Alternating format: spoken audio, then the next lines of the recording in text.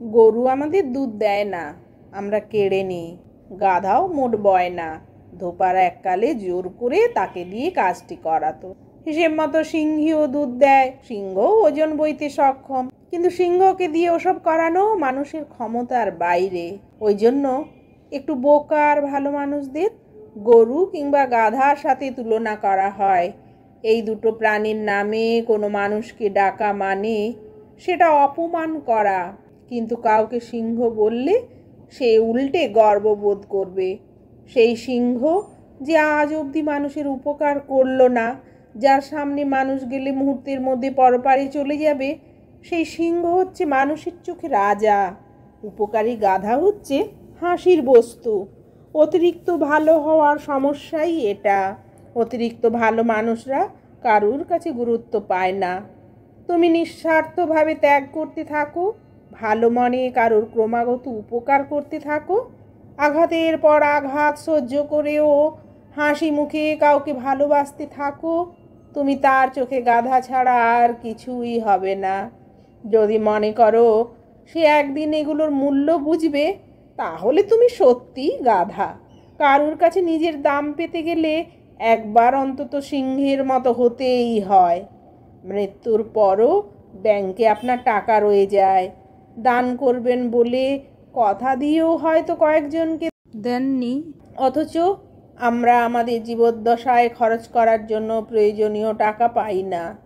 নিরেট সত্যটি হচ্ছে, অধিক ধনবান হওয়ার চেয়ে দীর্ঘজীবন লাভ করা বেশি জরুরি। তাই অধিক ধনবান হওয়ার জন্য অবিরাম শ্রম না দিয়ে দীর্ঘ এবং সুস্থ জীবনযাপন করার চেষ্টা করা উচিত এবং নিজেকে সেভাবে গড়া উচিত। আমাদের জীবনের নানা ঘটনাতেই এই সত্যটি মর্মে মর্মে উপলব্ধি করা যায়।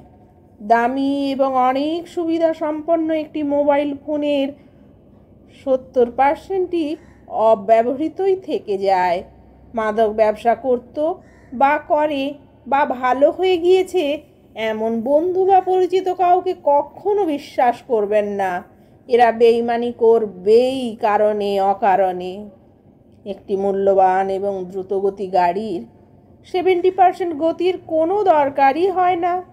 প্রাসাদ তুল্য মহামূল্যবান অট্টালিকার 70% অংশে কেউ বসবাস করে না।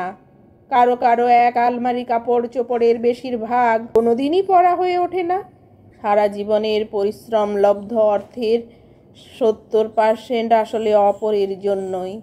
আপনার জমানো অর্থ যাদের জন্য রেখে যাবেন, বছরে একবারও আপনার জন্য প্রার্থনা করার সময় তাদের হবে না।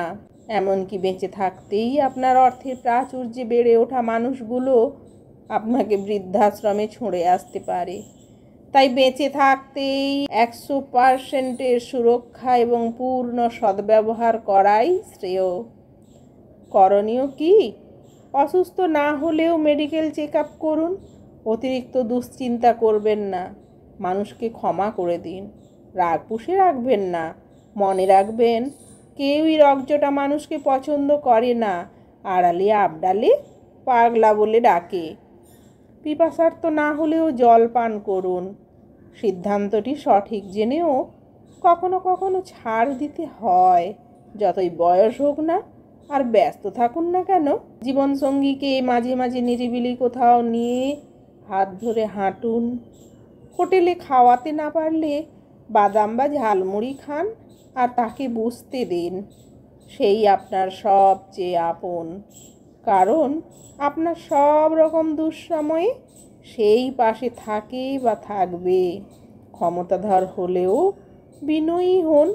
আর্থিক সঙ্গতি থাকলে আর সুযোগ পেলেই পরিবার পরিজন নিয়ে নিজের দেশ, এমনকি ভিন্ন দেশকে দেখতে বেরিয়ে পড়ুন। দান করুন। ধনী না হলেও তৃপ্ত থাকুন। মাঝে মাঝে ভোরে সূর্যোদয়, রাতের চাঁদ এবং সমুদ্র দেখতে ভুল করবেন না। বৃষ্টির জলে বছরে একবার হলেও ভিজবেন, আর দিনে 10 মিনিট হলেও শরীরে রোদ লাগাবেন। মহাব্যস্ত থাকলেও নিয়মিত ব্যায়াম করুন আর 30 মিনিট হাঁটুন। আর মহান সৃষ্টিকর্তাকে নিয়মিত স্মরণ করুন। মিথ্যা ত্যাগ করুন। সর্বদা হাসি খুশি থাকুন। সুযোগ পেলেই কৌতুক করবেন।